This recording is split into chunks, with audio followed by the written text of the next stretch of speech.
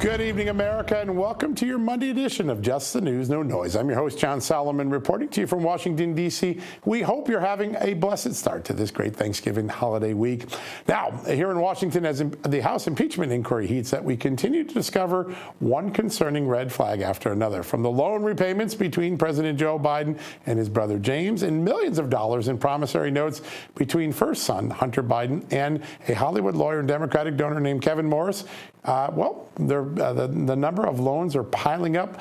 James Comer told us on the show Friday, $10 million of loans now have been uncovered in the Biden family. We're going to cover a lot of that over the course of the next hour, as well as talk about some of the witnesses that are likely to be appearing ahead in the weeks ahead. James Biden, the brother of the president, Hunter Biden, maybe, Rob Walker, Eric Schwerin, a whole bunch of names going to be coming in right after the Thanksgiving holiday. Now, we're going to start off today also with a very important conversation about the January 6 tapes. People are beginning to absorb what Speaker Mike Johnson just made public for the American people. We're going to get a lot more of them all over the next couple of weeks, and we'll be able to see a lot through crowdsourcing, through people looking through and finding things that all of us together only can find. And we're very lucky today to begin our show in just a few minutes with former Congressman Rodney Davis, who began that whole process of giving the American people the transparency they needed and the focus on the failed security of January 6th. But first, as we do every time at this part of the show, I'd like to turn things over to my amazing co-host, Amanda Head, who today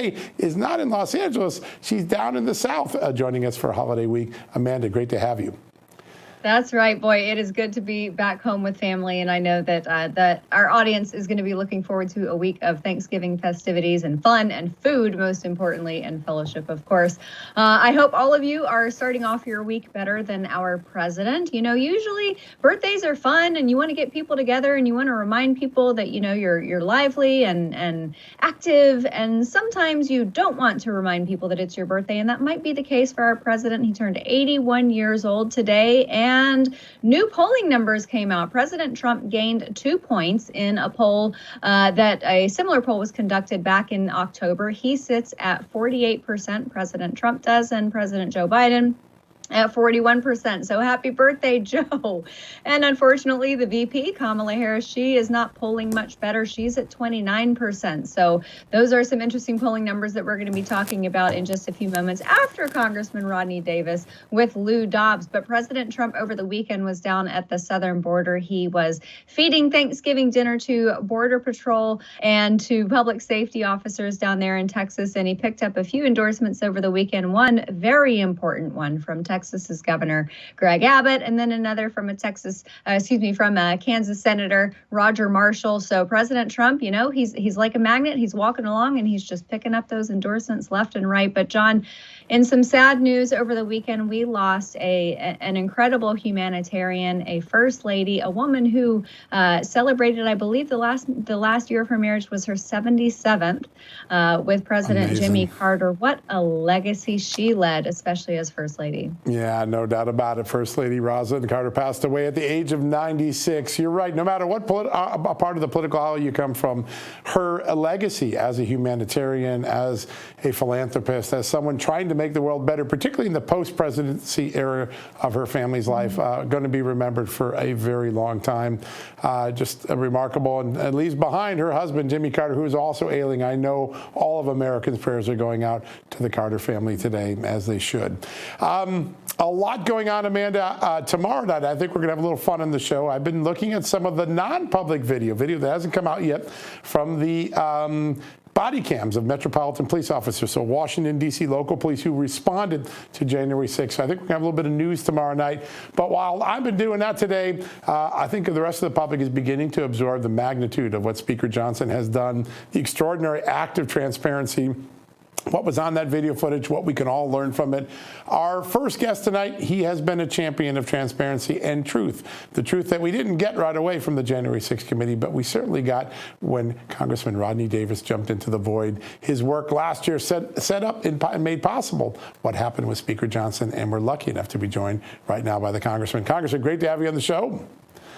Hey, great to be on. Happy Thanksgiving, John and Amanda.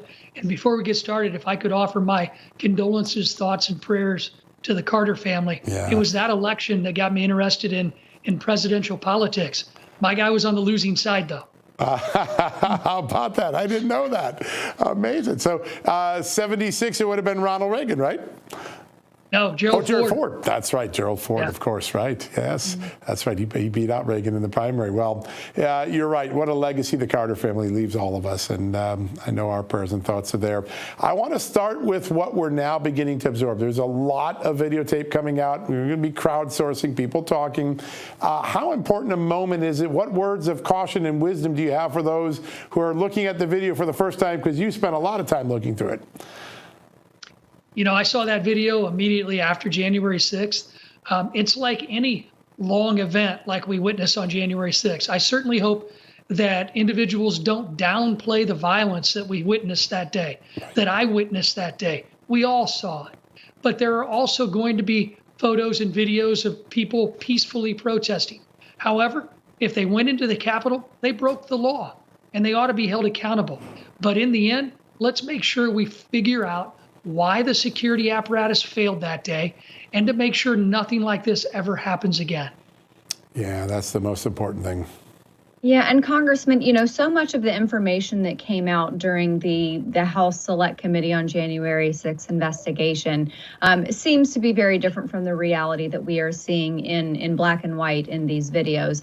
And now, you know, during Russiagate, we heard so often about investigating the investigators. And now you've got Utah Senator Mike Lee and Congressman Troy Nehls of Texas, who are calling for an investigation of the investigators, obviously, of that committee, that Select Committee. Would you support something like that? Do you think that that is a worthy use of time for Republicans on Capitol Hill? Well, since I'm not in Congress anymore, I'll defer to the committee chairs who would have jurisdiction over whether or not they think it's worth the time that they have this next year as we move into the presidential election. But the bottom line is this. The videos clearly showed that there was violence. We can't downplay that. But in the end, the January 6th committee only focused on certain aspects of what happened on January 6th. And if we have witnessed that there are errors or there are mistruths or misinformation by anyone who was under oath at that 1-6 committee, then they need to be held accountable. They need to be asked why. If our Capitol police officers who bravely defended the Capitol and all of us that day, if any of their former colleagues didn't tell the truth, then we need to find out why. But we also have to ask the January 6th committee why in their final report there were out-and-out lies. One being the fact that my former colleague Barry Loudermilk took people on a reconnaissance tour that attacked the Capitol the next day. That is unequivocally untrue, but it is in their report. Yeah, that's such a great point. And we only learned that wasn't true because you kept fighting for the truth, sir, even when Democrats didn't want to let it out. I've been going through some video footage that will probably come out in the next few days. We're going to make some of it available tomorrow night. And it's the body cam footage of the Metropolitan Police Department in Washington, D.C. They responded at some point. They had a lot of electronic surveillance officers out on the scene, kind of observing what was going on. And it's an unusual thing. I think a lot of Americans don't realize that there are these police officers that do nothing but just gather electronic evidence that can be used down the road. What learnings do you think that with all the different departments that responded and all the chaos that occurred on January 6th, there's still a lot of things that can be improved in the coordination between departments? What are some of the things that you'd like to see addressed? Well, number one, we have to secure the facility. For the life of me, after the billions that we've invested over the last decade in securing the Capitol complex, I was shocked when I found out windows could be broken on the Capitol building. I was shocked to see some of the other security deficiencies immediately after January 6th. So we have to have the architect of the Capitol. We have to have congressional leadership unified in fixing those problems. And I certainly hope that they are at this point, because we put them on a path to do so before I left. We have to also understand, what is it going to take to have better coordination?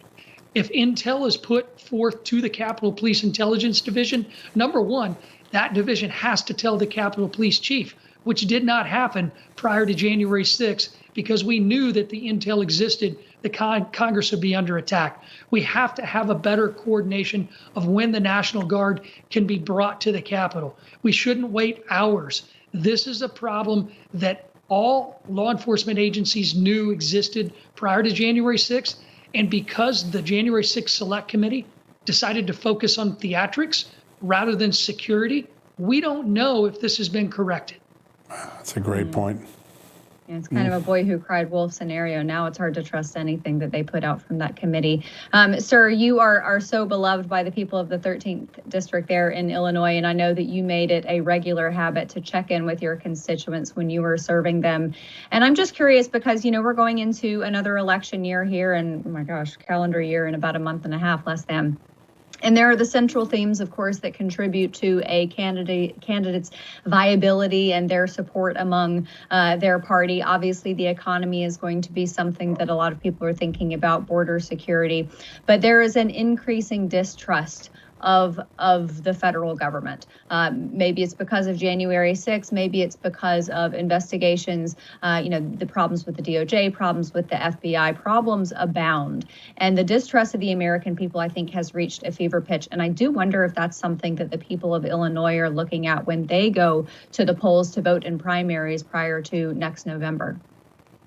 Oh, very much so. This is something that many Republican voters voiced to me over my time in Congress. They're very concerned when you start to see federal law enforcement agencies investigating Catholics and pro-life Republicans rather than investigating violent protests that we witnessed at the Democratic National Committee just this past week with Hamas supporters. We have to see that justice is dispensed equally in this country. And that is something that I hope my colleagues on both sides of the aisle begin to agree on in Washington. Yeah, that's so important. One area where there does seem to be some agreement, we've got about a minute left, sir, is FISA reform. It looks like Democrats and Republicans have reached across the aisle. A lot of work going on with sometimes odd bedfellows, people who normally don't agree, but they agree on this. How important is it that the FISA powers be reformed before they're approved again in December? Well, as somebody who voted against FISA reforms on numerous times during my time in Congress, I had concerns that the FISA process would be weaponized. We saw that it was when an FBI lawyer, Kevin Kleinsmith, lied on Carter Page's FISA application. Clearly, we need Republicans and Democrats to come together on this to make sure that never happens again. Yeah, so very important. Just a little slap on the wrist for him. Sir, very quickly before we go, I wanted to ask you about this CR, the stopgap measure, so Congress can have a little bit more time next year to decide on these appropriations bills. Good decision by the new Speaker, Mike Johnson? Great decision. It was, frankly, his only decision. It was the best thing that he could do to make sure that the conference itself got a chance to step back, think about what's going to happen when it comes to the appropriation cycle after the first of the year. Yeah, so important. Congressman, it's always an honor to have you on the show. I want to wish you and your family a very special and happy Thanksgiving. Thanks for joining us today. Thanks. Happy Thanksgiving to all of you and your viewers. Thank you so much. All right, folks, when we return, the great journalist and extraordinary podcast host Lou Dobbs will be joining us to talk about all the news going on.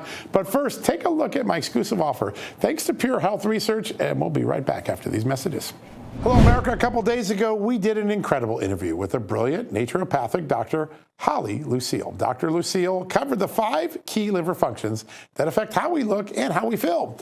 These include weight management, energy levels, cholesterol, hormone health, and brain health. Then she revealed how many Americans are struggling with a condition called fatty liver. Fatty liver is a silent health threat affecting 100 million Americans and can be a common cause of weight gain and feeling tired all the time. So if you think your liver might be a little sluggish, you should really check out Liver Health Formula. Liver Health Formula is doctor approved and manufactured right here in the good old USA. It contains natural ingredients like artichoke extract, turmeric, and beetroot, which support all aspects of liver health. And as a listener of the show, you can try Liver Health Formula at no risk today, and you'll get a free bottle of nano-powered omega-3 with your order. So head over to liverhelp.com/justnews, liverhelp.com/justnews to try Liver Health Formula today. That's getliverhelp.com/justnews. Amanda and I will be right back after these brief other messages.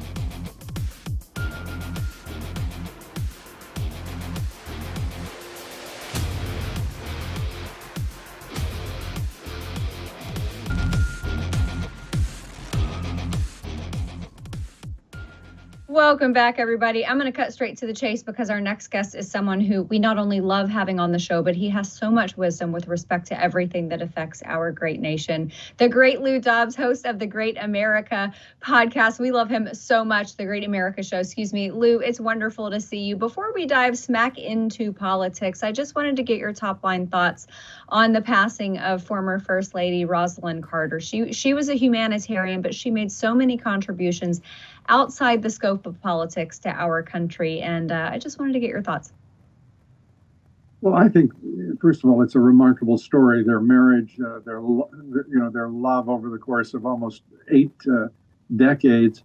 To be candid, Jimmy Carter, President Carter, I didn't agree with many of his policies, but I have to say to you that he was always a gentleman in person. He's a great American. And Rosalynn was gracious at all times. She was a wonderful first lady for this country. She was a bundle of energy and just positive energy every time that I met with her and had that opportunity. They were a remarkable couple, and I just sincerely admired her greatly, and I think the country was very fortunate to have her as first lady. Yeah, no doubt about it. No doubt about it. So I want to talk a little bit about a statement that President Trump made just a few moments ago saying it's time to revamp the RNC. I know that sounds familiar to me because it's something you've said for quite some time. The fact that most likely the nominees are so far ahead right now is calling for it. It's probably not a good sign for Ronna McDaniel, is it? It isn't, but this should be perhaps the least of our considerations. It hasn't been a good time for the Republican Party because her leadership did not bring victory, did not bring wins. And after all, it's about far more than fundraising. It's about winning and bringing the American people the representation that they deserve. And that means Republicans and conservatives, America First Republicans, standing up and representing the people of this country. The RNC lost its way, I think, quite some time ago. And in fairness to Ronna McDaniel, before she took the job, unfortunately, the issues lingered with her as the chair. But we have to have accountability in this party, and we haven't had it for a very, very long time. It needs to begin with the RNC. It needs to go from there out to the states, to the committee, men and women of this country who represent the voters. This is a time for great energy, great commitment to winning in November.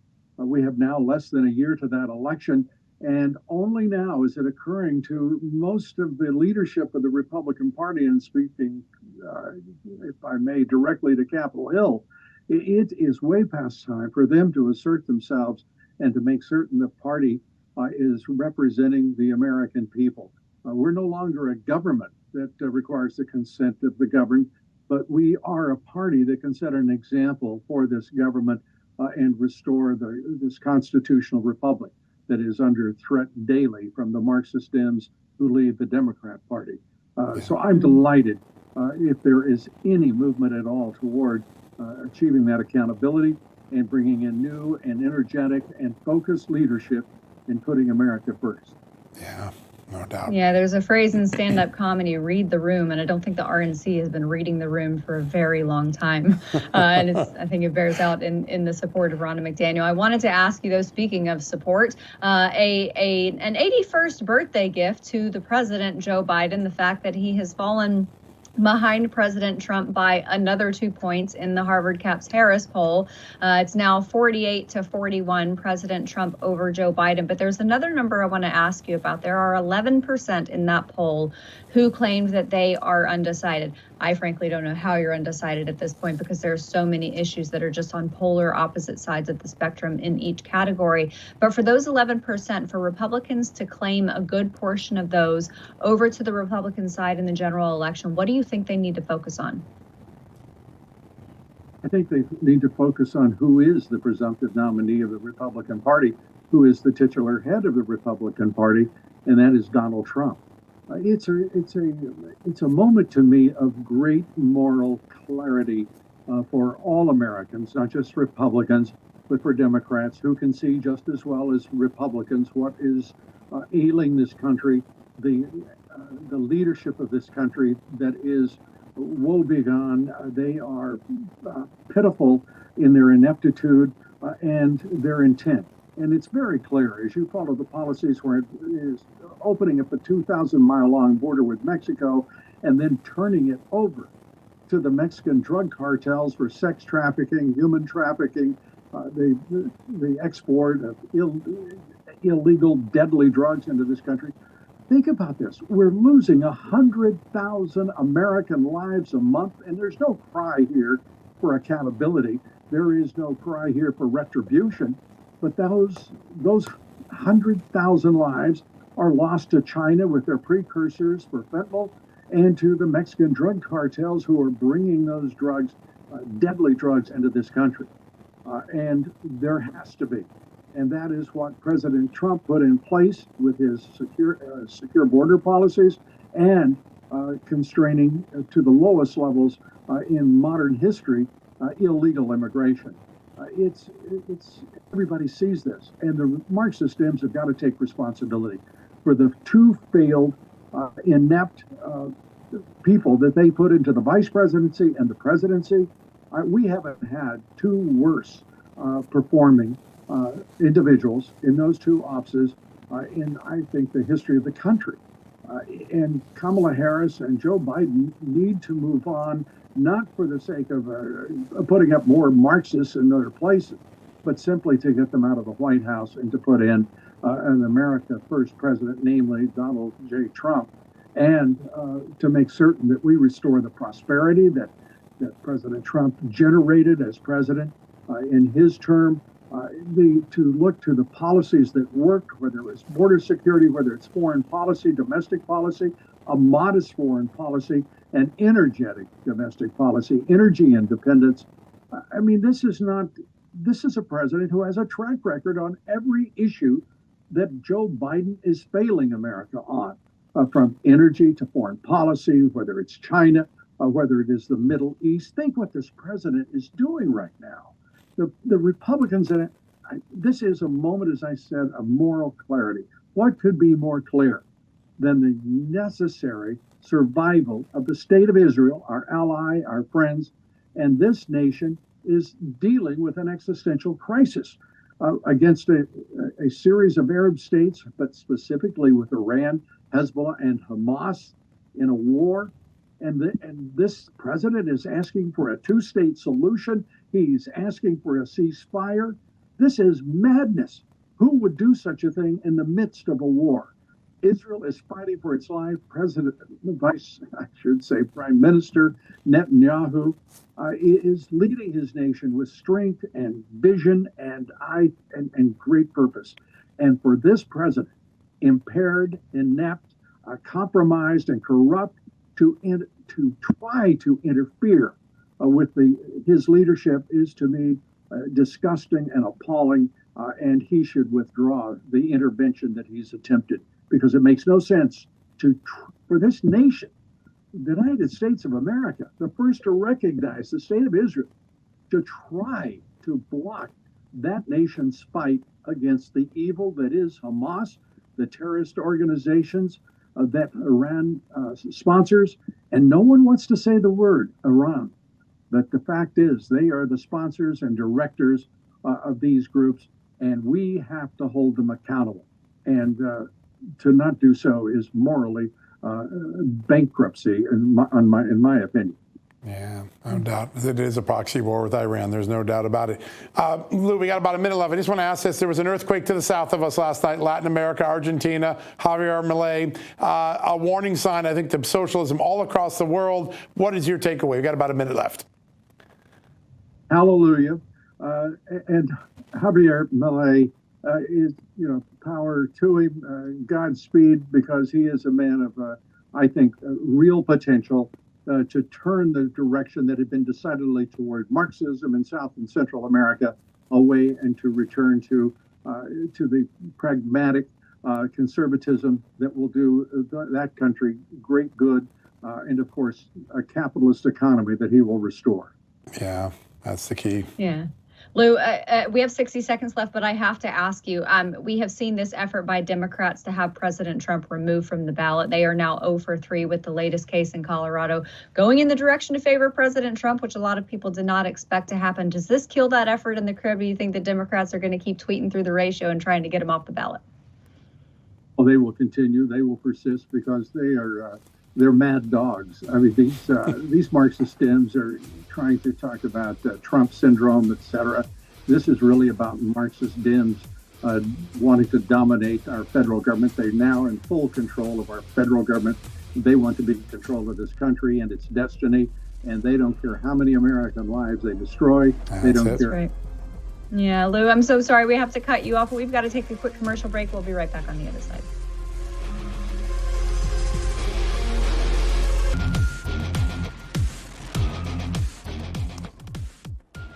Welcome back, everybody. After a largely successful 6-week campaign in northern Gaza, Israel is setting its sights on Hamas strongholds in the south. But war along the Lebanon border could be imminent as well. Brian Leib is the president of the executive director of CaseBack, as well as the CEO and founder of Henry PR. And he joins me now in studio. Brian, you've done such great work on not only getting American support for Israel, but also understanding the forces here in the United States that lead to these ugly protests like we've seen, all this anti-Semitism. 6 weeks in, watching how America's pushed back on anti-Semitism here, watching the sort of the equivocal support that Biden gives Israel, where are we in this process? Where we are is we're about 45 days in right now, and Israel has done a lot to weaken Hamas thus far.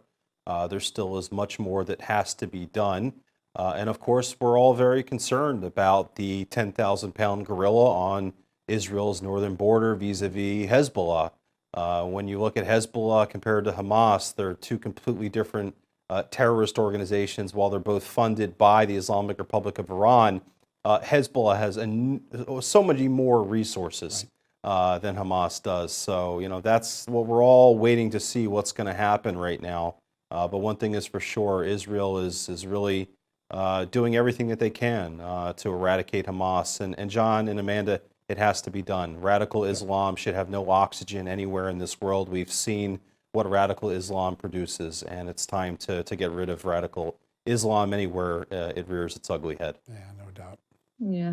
And Brian, I look at the arc of philosophy of the two major political parties in this country, at least during my lifetime. And it seems like it has switched because there was, I believe it was a Gallup poll back in the spring that found that Democrats support Palestinians at 49% over Israel at 38%. And that is the inverse of what it used to be. What is it the influence of the squad? What happened? Well, I don't think we have enough time to break all of that down. But what it really comes down to is Jews in America have different priorities when you compare left versus right. Me as a conservative Republican Jew, supporting Israel is very high on my list. Being a very outspoken and visible Jew is again very high on my list.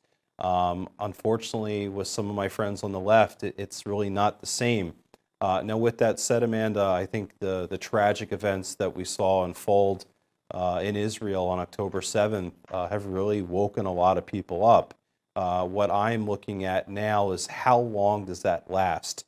Is this real change that we're going to see, a real shift from the Jewish people here in America? Are they finally understanding that while there are some good Democrats, by all means, there are some very horrible Democrats that have really hijacked the Democratic Party in a lot of ways. So it is time for Jewish people to really wake up, see what's happening, and unfortunately, maybe it took an event like this for people to really wake up and see what's going on. Yeah. Brian, a lot of times when we have an awaken, people talk for a while and then the action sort of stops and we go back to status quo. And I think with anti-Semitism on college campuses, there seems to be this moment now. There's a lot of agreement. Boy, we're a little disturbed by what we've seen, but the actions that really would create lasting change aren't quite there yet. Deplatforming hate groups, maybe kicking out foreign students who express violence or hate in America. What are some of the concrete actions that still need to be completed for us to get a lead on this anti-Semitism anti-Semitism been creeping up for so long? John, that's a great question, and something that I've been very outspoken about, and we've started to see a lot of members of Congress in the House and Senate do this as well, is that there are college students on our college campuses that are here as guests of this country with student visas. When you're here as a guest of this country and you're threatening violence against other Americans, you're ripping down American flags, you are being openly hostile and threatening violence against other Americans, Right. That's an issue. And that needs to be held to account. Now, I'm not saying you have to revoke student visas for every single college student that's attending a protest. That's not what I'm saying. But it sure would be nice if they would make an example out of 10 or 20 of these kids that are here as guests of our country that are calling for slitting the throats of Jews on college campuses. Yeah. You know, once you start doing that, John and Amanda, you cross the line, and you should be not just, well, your student visa shouldn't just be revoked, but you should be deported.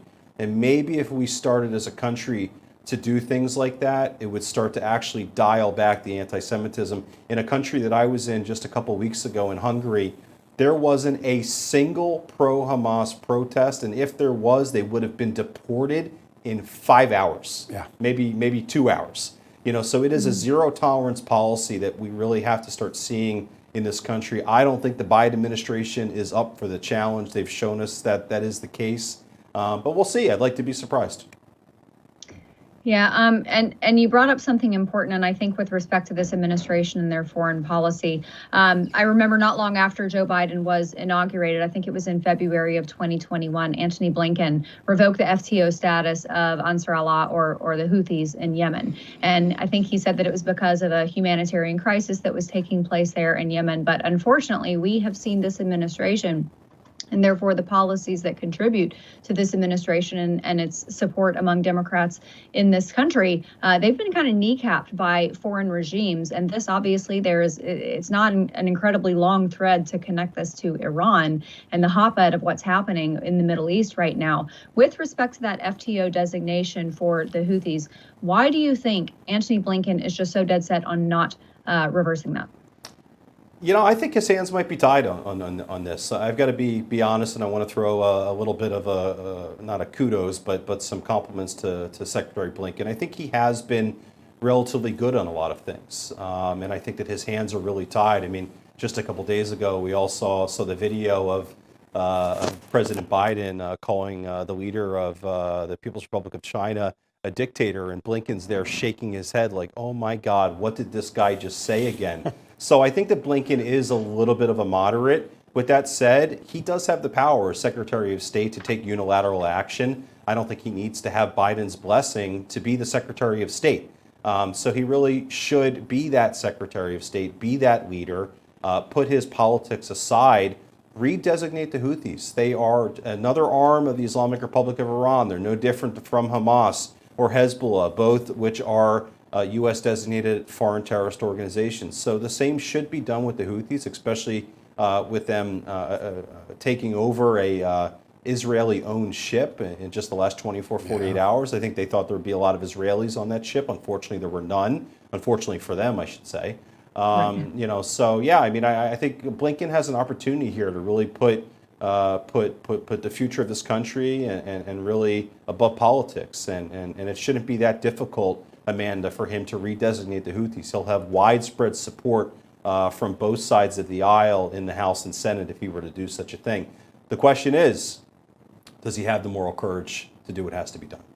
Yeah, that is a big question. Brian, real quick, we only got about 20 seconds left. I want to ask this. The media has been wrong on so much of the early reporting on the war. Do you think there's a moment of rethinking things in the profession?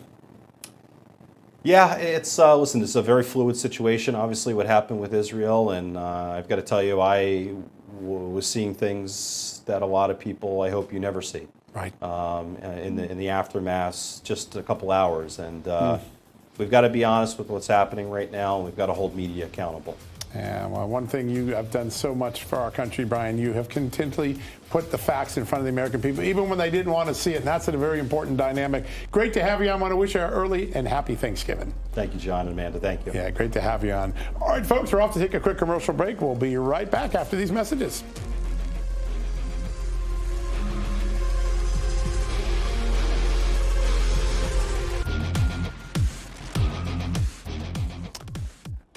Welcome back, America. You know, I watch a lot of military movies. Every so often I'll see a gadget or something that the military has. Oh, man, that would be so cool to have. Well, guess what? I got something that the military has right in my own home, an air purification system that is the best in the country.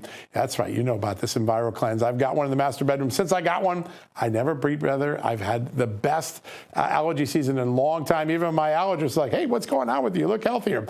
Well, I want you to have an opportunity to understand just how life-changing this is. Joining us right now is Kyle Knappenberger, and he serves as Vice President of Technology at our good friends at EnviroKlenz, our proud partner for this sponsoring, their proud partner and sponsor for this segment. Kyle, great to have you back on the show. Hey, great to see both of you, John and Amanda. Pleasure to be here. We love having you on. I just love bragging about you because this is like my worst part of the year. I'm normally crying. I got bags under my eyes and I'm going to my doctor every 2 weeks saying, help me. Not this year. Since I put an EnviroKlenz in the master bedroom and in my house, I am just the best allergies I've had in ages. Tell us why that is. What happens with this incredible machine that all of a sudden I'm breathing better? Well, there's quite a few things at play. With our EnviroKlenz air purification system, we're working against a whole host of different airborne pollutants that you may be impacted by. You know, a lot of people, there's allergies, there's chemical sensitivities, there's particulate matter, smoke, airborne aerosols, viruses, bacteria, all sorts of things. And what our technology does is, you mentioned, military grade. Well, it was originally developed to mitigate, chemical warfare agents, some pretty heavy duty stuff. Well, we really just advanced this technology that can remove a whole host of pollution. And instead of, being directly applied to chemical contamination in the warfield, it can actually then, through air purification systems, it can recirculate or take the air that's in your home, recirculate that air, and pass it through our advanced patented technology and media to remove all of these different things, break them down, depending upon what they are, different chemical mechanisms for breaking down or destroying them. So it's going to be working against allergens, particulate matter, smoke, chemicals. Something like wildfire smoke is actually both particulates and chemicals. Allergens can be particulates. And then you've got we're heading into the holiday season, and a lot of people are going to have folks in their home, and they're going to be bringing cold and flu germs and things like that. Well, if you can remove those aerosolized droplets and particles, that can really help with your air quality and potentially help mitigate the spread of things that can get people sick. Wow, that's important. Yeah. And that was something I was going to ask you about because, like you said, we're going into Thanksgiving. We got Christmas after that. A lot of people have people at their house. So people bring germs, but also pets. We're at my parents' house. My parents have a dog. My brother's in town with his wife and kids and their dog. And I see the fur everywhere. And I know that there has to be a lot of that flying in the air and such too. So does it help with that? Absolutely. The hair, the dust, the dander, all of those things. If it's in your air quality and you don't want it there, really this system is designed to help with all of those types of things. So yeah, whether it's sadly a chemical warfare agent to dust and dander from pets or household guests, it absolutely can work against that. And it really comes down to how our technology is deployed in this two filter stage system with our advanced patent materials as the first stage, and then HEPA filtration as the other. We really have a nice versatile system that can do all these things that you really need to do to help with improve your air quality. Yeah, no, it's really remarkable. When the Navy selected EnviroKlenz for its ships, a lot of people think, well, was it COVID they were trying to deal with? But they had a much broader goal they were trying to solve when you guys stepped into the void, right? Oh, they're trying to eliminate quite a few different things, but airborne aerosols is a key one. And a lot of what we were able to do is really prove through our science and technology, third-party testing, that this is a technology that was developed to do a whole host of things, and it was able to help them with those airborne aerosols. Continues to do so, but it's also helping schools and businesses and people in their homes that just need to have improved air quality. So, it's nice to have some big name customers out there and businesses and community centers using our product, but we're just as happy when we sell it to just another U.S. citizen to help in their home as well. Yeah, no doubt. Kyle, I wanted to ask you because, sometimes when you get something like this that is so advanced in technology, it's a little overwhelming because you're thinking to yourself, I don't know how to take care of this. I don't know how to clean it. Seems like there's going to be a lot of upkeep that I don't know how to perform. Do you have to clean it often?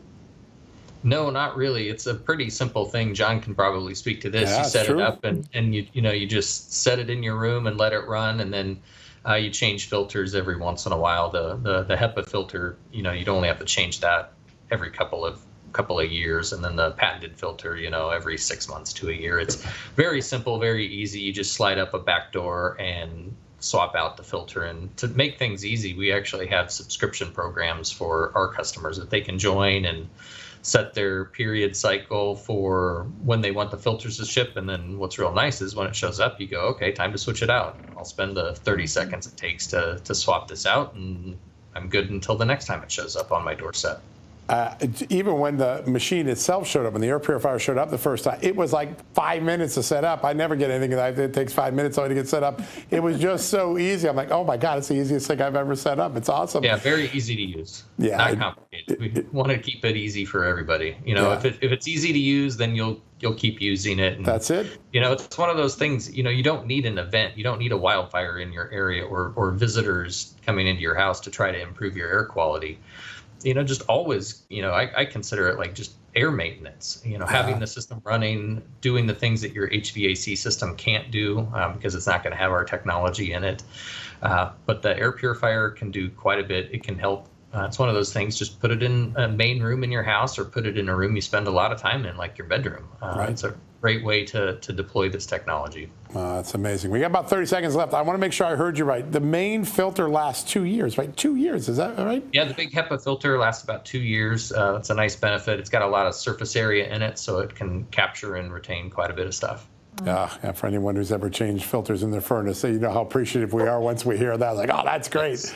Kyle, you guys are amazing. I love the partnership we have with EnviroCleanse. I love the personal benefit that my entire family has seen. We just thank you so much. We want to wish you a happy Thanksgiving. Now, folks, we're offering 35% off any EnviroCleanse home air purification unit. All you have to do, you're also going to get a free air quality monitor, which is cool. You can watch the air improving in your house. I was fascinated by that. All you got to do is go to ekpure.com and use the promo code JustNews35. 35 for 35% off. ekpure.com, JustNews35. Go there today. Give yourself a holiday gift. Give your family one. We'll be right back.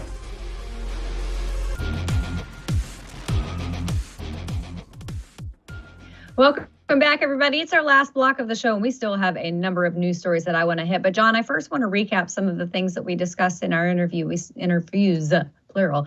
We started with Congressman Rodney Davis and talking about these January 6 videos. And obviously there were, I think, 90 hours worth that were released on Friday via the House Admin Committee website, and 44,000 hours in total yet to that are going to be released. So a lot of footage. A lot of it, of course, is redundant, but I think that the American people are going to be gleaning a lot from it. But there is also going to be the opportunity for Americans to come to a screening room and to look at it in person. And you are someone who has been going up to Capitol Hill, going through this process, signing in to look at the footage, signing out from looking at the footage. Talk to our audience about what that's like, because I think that there are plenty of people out there who would ideally like to do this, but they're a little intimidated by the process. Yeah, listen, it is a little bit of a cumbersome process, but I think the more you dig, the more you get new nuggets that help us understand this event. And when the Democrats came in, they tried to make it a very singular on-off switch event, and it's a very complex event. And so when you're watching the videotape, you see people act. In fact, I think Rodney Davis hit it perfectly. You see some people acting badly. You see some people acting peacefully, who might still have gotten arrested. And then you see security things and you go, how could that be going on in one of the most important buildings in American government? What went on? And we've shown some of those, right? Like the taking Kamala Harris by the bomb, or opening the door, not realizing once you open it, you trigger the anti-alarm lock, and now or the anti-lock alarm, and now that door is open for 300 people to pass through, like Ron Johnson explained to us. I think the most important mission ahead for us is that building still is no more safe than it was on January 5th. It still isn't. And I think anything we can do to make it a more secure, safe people for all who go and visit there, the better it's going to be. And I think that's going to be a big focus for Barry Loudermilk going forward. Yeah. And I like the idea of crowdsourcing this because obviously 44,000 hours of footage is a ton for anyone to have to go through, even if you have a very extensive team. And frankly, considering what we've seen out of investigators who are stuck in the swamp of Washington, D.C., I frankly trust any person in middle America to look at this with a more neutral eye than anyone on Capitol Hill. So there it is. All right. I want to get to this thought because Bill Maher is one of those folks who I don't agree with much on stuff except for the two T's, transgenderism and terrorism. I seem to align with him pretty closely when he goes on his diatribes about those items. But he had a birthday message for Joe Biden. Check this out. Over in the horse race, it's not looking too good for President Biden. He's now losing to all three of the top Republican contenders, and there is some... Okay. We want all opinions here. That's fine. But yeah, and there's something very bad politically looming for him next week, his birthday. He would like to avoid this. He's going to be 81. We've never had a president who's 81. Doesn't mean he can't do it. I'm just saying, I like the guy, but I'm just saying if Joe Biden was a balcony, I wouldn't step out on him for a smoke. The way I put it. If he was a balcony, I wouldn't walk out on him for a smoke break. He kind of highlights what I was talking about at the top of the hour, John. You know, you get to a certain age where in previous years, celebrating your birthday was something fun that you look forward to. And then you hit a certain age, and I've already hit it, where you're like, I'd really rather just not be reminded that I'm a year older. Yeah, listen, and it isn't just Bill Maher, right? It's David Axelrod. There's just so many people. And age, listen, age is a relative thing. There are people in their early 90s like Bernie Marcus who are, could do anything. He still run Home Depot if he wanted. And then the way Joe Biden, his age, is just, it's become apparent to the American people he's not fully up to the job. And that's why the polling numbers have turned on him, in addition to the disagreements with his policy. But I do think it's a real issue. And, it's an interesting thing. Donald Trump's only a few years behind him, but just a little bit ago, he released a doctor's note saying he's in great shape. The doctor said, go, man. He can do just about anything he wants to do. 3 years when it comes to Donald Trump and Joe Biden are like a lifetime. Joe Biden just has aged badly. And I think the American people are seeing it for what it is. And Bill Maher is just tapping into that. I think his analysis is right. People are just very worried about his inability to do the job. Yeah. I wanted to just throw in an anecdote because I am here in Alabama visiting family, and I ran into an old youth group friend who now works in the financial crimes unit for a really substantial regional bank here in Alabama. And I think it's Alabama, Georgia, Texas, Tennessee, Arkansas, Louisiana. It's a good sized regional bank. So he works in the financial crimes unit for that. And I ran into him this morning, and he was complimenting you, John, and said how much he appreciates your reporting on everything pertaining to the Bidens and trying to unravel that entire saga for the American people. But he said, what's interesting is that in the sector of the banking industry that I work for, even though we are a regional bank, when we hear negative news like that about someone where it is something that could potentially be across state lines, it's actually our job to look into that and see if there is any connection to our banking institution. Right. So he did that, and he said, I'm not going to say if I found anything or couldn't or didn't find anything, but the findings we passed on to our higher up, who apparently is not on the same side of the aisle as this person. And he said, yeah, it's interesting. We passed it along. She said, I'll take care of it. And then we never heard anything about it. Yeah, I remember the Morgan Stanley whistleblower account that we were able to bring on the show a couple of months ago. Time and time again. There are patriots in these banks that do their job regardless of politics, but if the top of the company is woke, it doesn't get through. And I think that's a danger. Politics has overtaken places where politics were never before allowed. And I think those institutions are worse for it. Yeah, absolutely. And I think in the case of Morgan Stanley, it had to go all the way to the VP for someone that high up to actually speak out about it. Yeah. It's incredible to see. Yeah. And I think you're right. I think every single sector of human society feels like it has been infected by politics. But let's leave that at the door, because we've only got a few more days before Thanksgiving, and we've only got 24 hours, 23 and something minutes before we see you again tomorrow. Thank you all for tuning in tonight, and we'll be back here tomorrow, same time, same place. That is 6 p.m. Eastern here on Real